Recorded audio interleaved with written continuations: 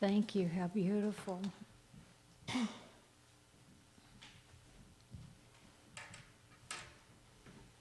So Sherry and I were talking the other day, remembering when she was teaching at Waveland Elementary School, and Andy was just a little guy, maybe kindergarten, first grade, I can't remember, but he was at the same school where his mother was teaching. And so on Veterans Day, he would always invite his grandpa to come and be honored there for Veterans Day, and Dan always went for Shelby and Sherry, Shelby and Andy, getting all my names mixed up.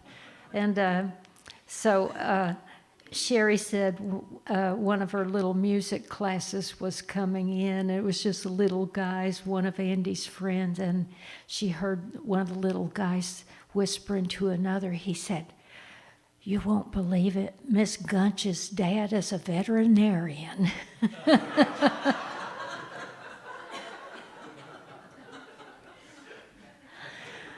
Words do count, don't they?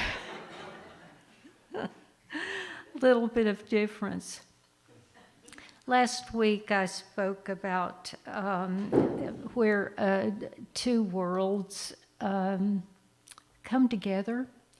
And I mentioned a couple of things, and I told people that I would bring the names this week, and one of them was, I had a quote from Martin Seligman, was the man's name, who was a psychologist and learned his epiphany from his little girl who gave him a lesson about being grouchy.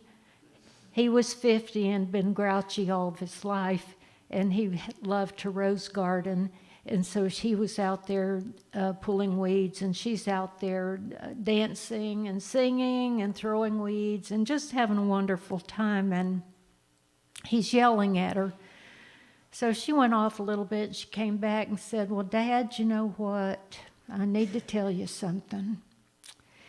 If you'll remember, from the time I was 3 years old till I was 5 years old, I did nothing but whine. I whined all day long. All I did was whine. And on my 5th birthday, I decided I wasn't going to whine anymore. And you know what?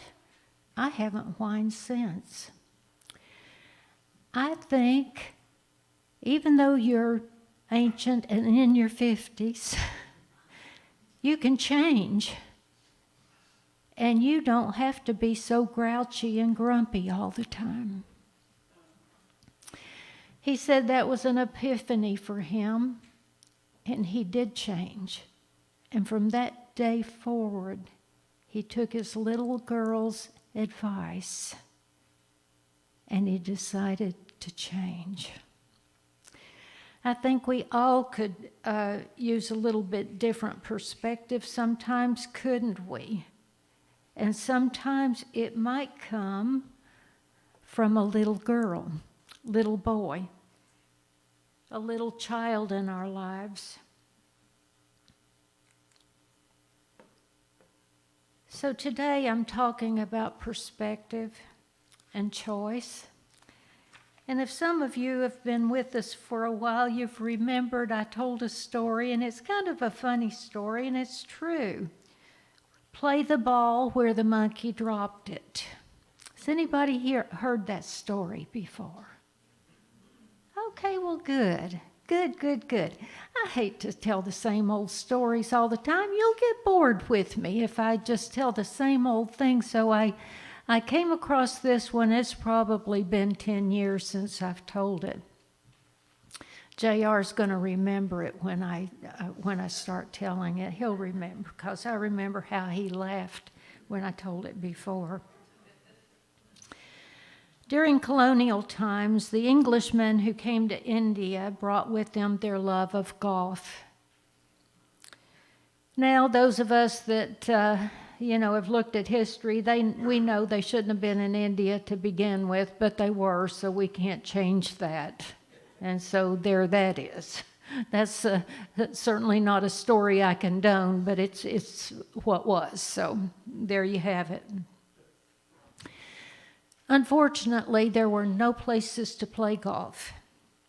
So after a few years of missing the sport, the new residents opened a beautiful new golf course in Calcutta with great enthusiasm. They just couldn't wait to get back to their new sport. But golf in India had a unique challenge that the Englishmen had not anticipated at all. On opening day in Calcutta, the golfers each picked out their perfect clubs, took their best shot, watched their balls soar and land, only to be picked up immediately by a wild monkey and tossed somewhere off the field. This was frustrating, to say the least. Not ready to concede yet, the British golfers built high fences, posted guards to keep the monkeys out, even hired monkey trappers to lure the monkeys away. But no matter what they did, the monkeys came back. They always came back, and they seemed to multiply.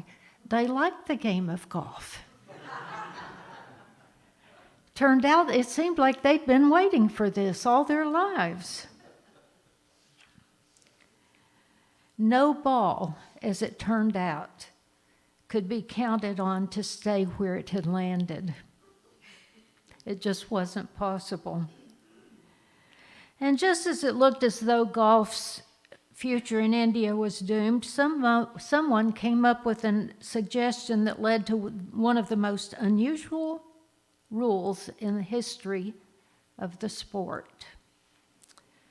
According to Gregory Knox Jones, who wrote a book on the subject, if a monkey snatched a ball right out of the fairway and put it in the rough or under a tree, you had to play the ball where the monkey dropped it. And there was another side to that. If the monkey grabbed a ball that had landed in a sand trap and put it on the fairway, or better yet, on the green, you played the ball where the monkey dropped it. No matter what, whether ruining your shot or doing you a tremendous favor, you played not just the game you'd honed through your skill and hard work, but also the one that the random fate of a monkey's whimsy dealt you. It's an apt metaphor for life, isn't it? Ever feel like you have days where you've got a monkey tossing the ball someplace you didn't want it? I think we've all had those days, haven't we? We certainly have. The thing is, our lives are not lived in a vacuum where efforts equal results.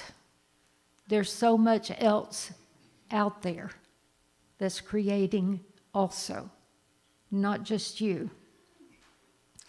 No matter how well we plan, there's always an unexpected happening completely beyond our control that throws us in a new direction. You just never know. But you can't let it ruin your day, and certainly not let it ruin your life. Have you ever known someone that allowed an unexpected loss or change to completely ruin their life? They never got over it.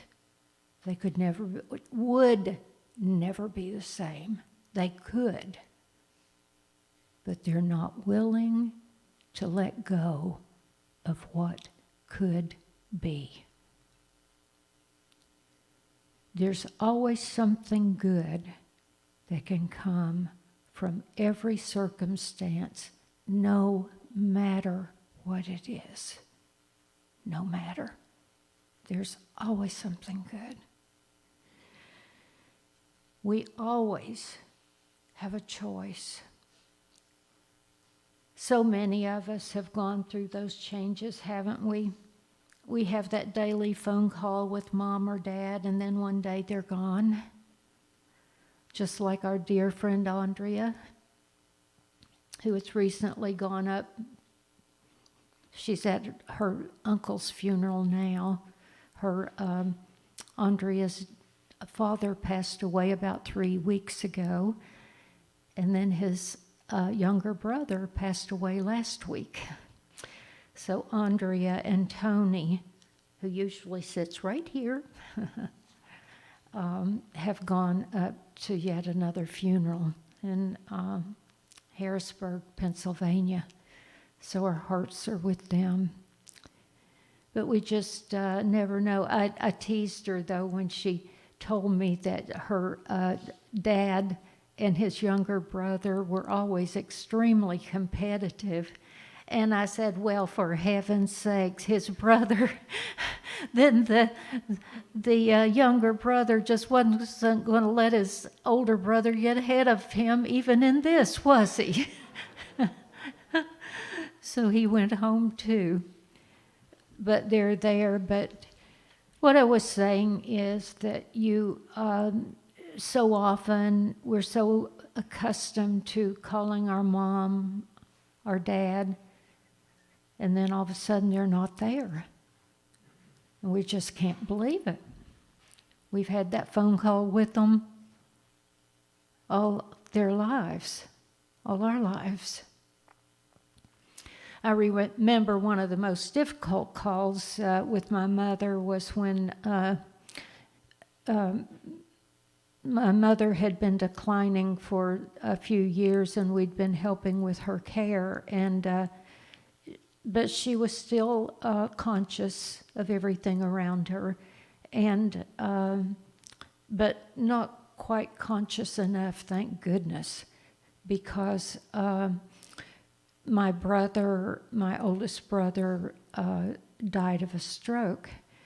And I was in the Atlanta area when they were turning off life support. And just before they did, we called my mother so she could say goodbye to him. And it was quite touching to hear her voice. She said, "Now, Bill, you wake up and you get up from there, Bill." And I was just so grateful that she wasn't aware. She couldn't know, because that is one of the things in her lifetime, she knew that she could not bear, and that would have been the loss of one of her children.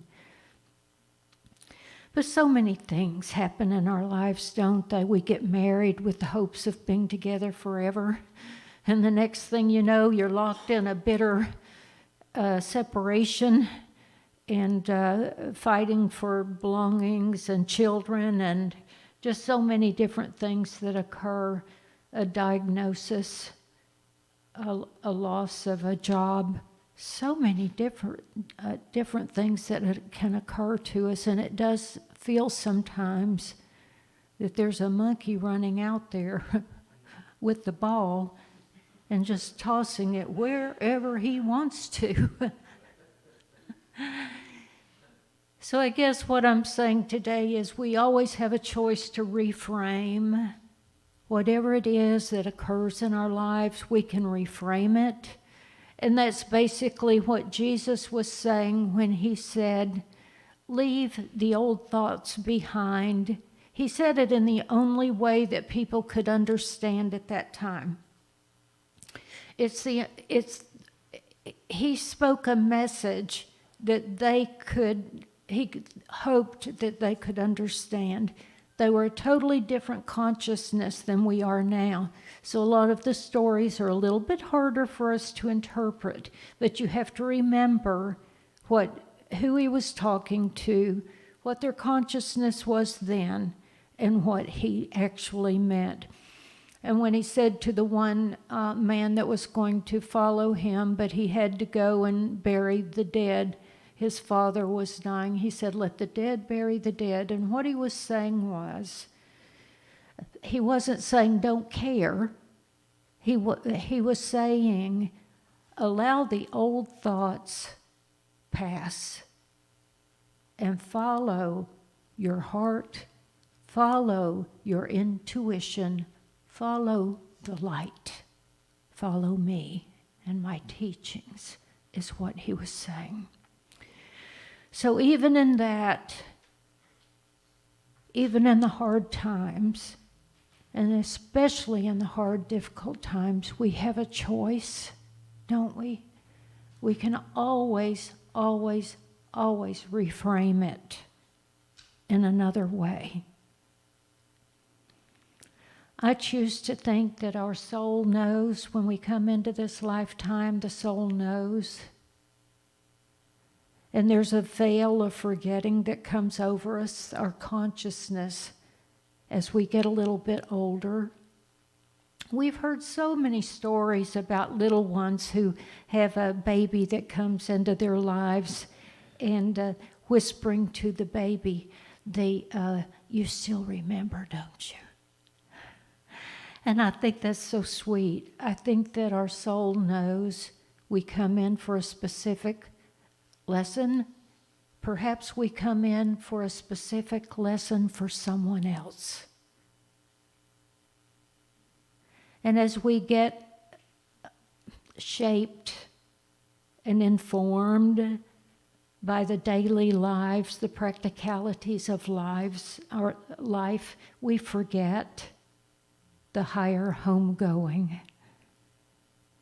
And what I love is what I shared with you last week too, and that is that the poem by Rumi, when he said there are people all day long going back and forth between two worlds over the threshold. I like to think I'm one of those. I think we all are. I think that your presence here today indicates that you are. And you're looking for a higher truth and a higher way of knowing and a higher way of following the path of so many masters that came before us and tried to speak in the only language that they knew and to give us the words that they knew on how to live this life between two worlds. And it's actually where we are.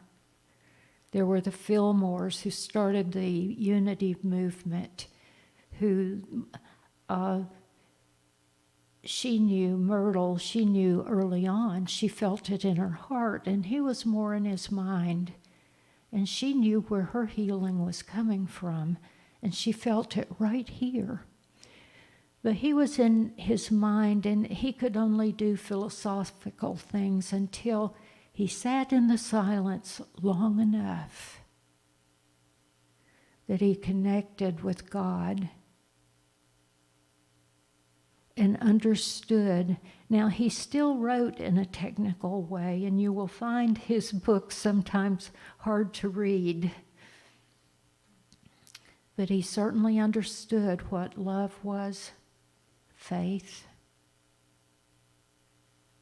endurance, power, strength, all of those things, trust. Even when things are looking especially bad for us, and the monkey has thrown the ball totally in the rough. We have no way of knowing how to get it back. That's when our trust is being tested and our faith. And that's the time we need to have faith even more. Trust that your good is coming. Trust that your good may look a little differently than you thought it would. Don't get so locked in to what you think your good is going to look like. It may come in a totally different form.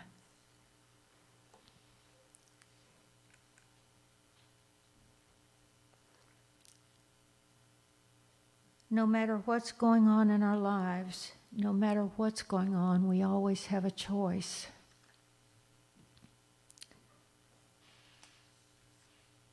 We have a choice to see things differently. We can change our perspective. We can. We can choose to see truth. We can even take some criticism that was sent our way. We can be angry about it forever and blame everybody else in the world about it. But if we'll settle down and relook at it, we can find some good in that for us. We change our perspective and choose to see truth. We change our outlook. Then you are most likely to change your circumstances and certainly your behavior. And don't be surprised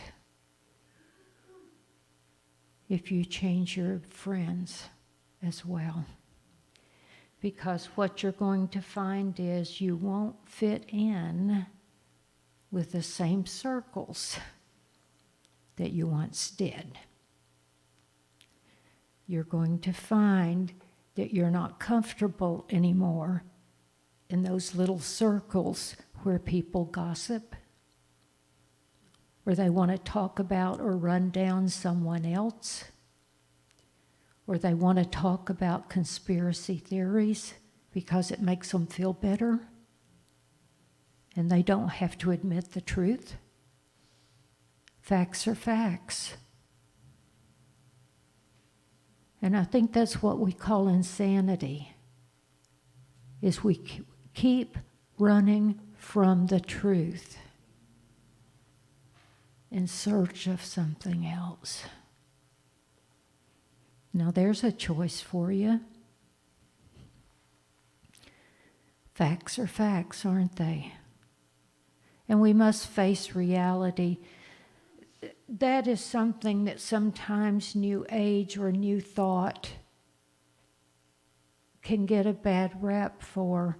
And I just want to mention that this morning too, that sometimes you hear us preaching and teaching truth, truth, truth, be positive, be positive, be positive, and good things will always come.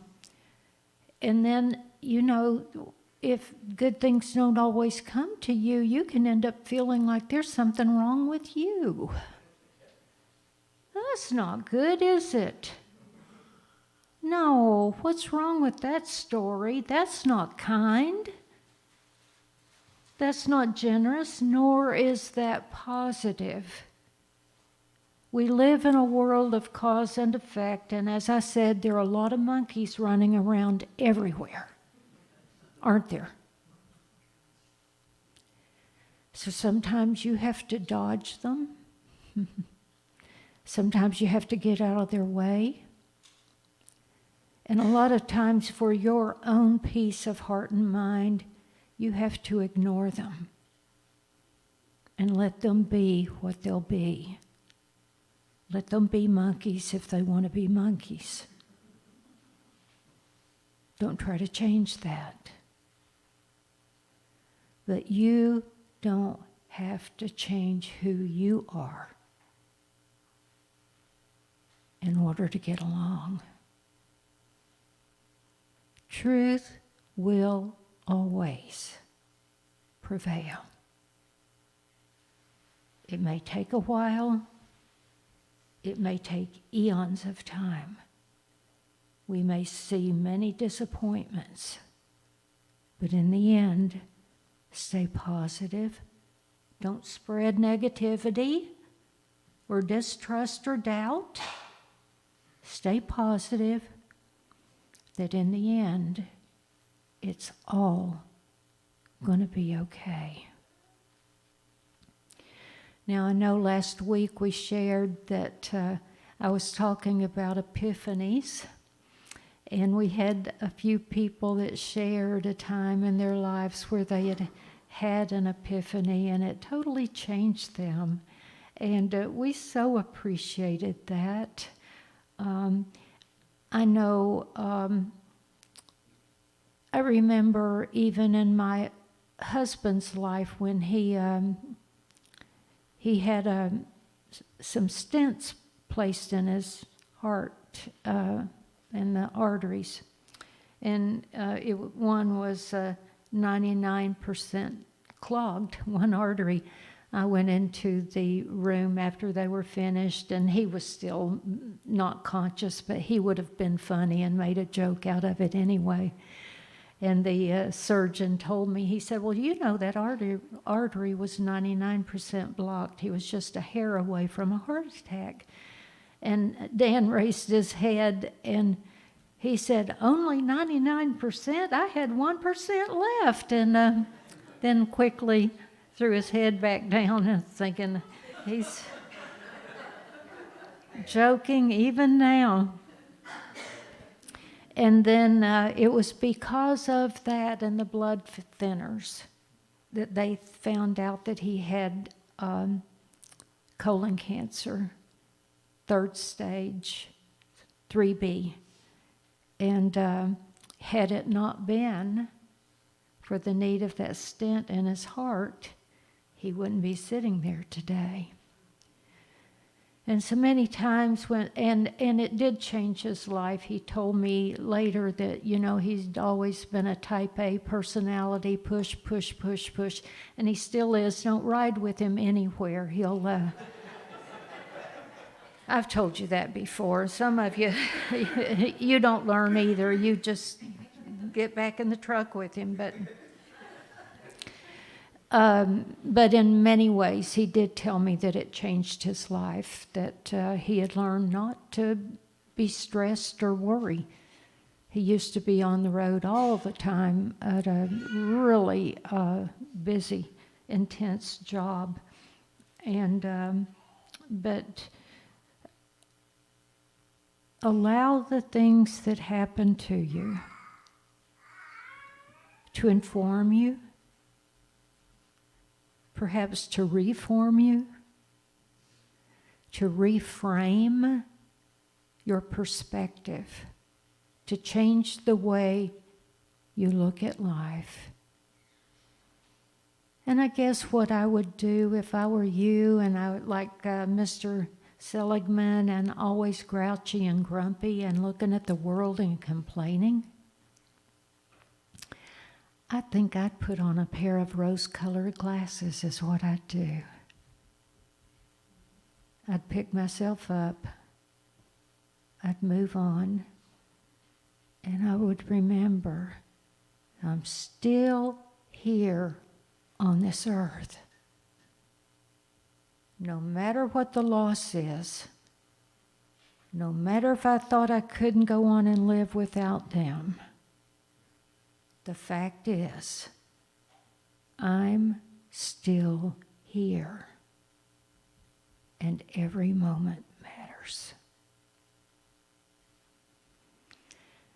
I hope you'll remember that too, and live your life as if every moment matters. It does. And if you see any monkeys, don't make eye contact.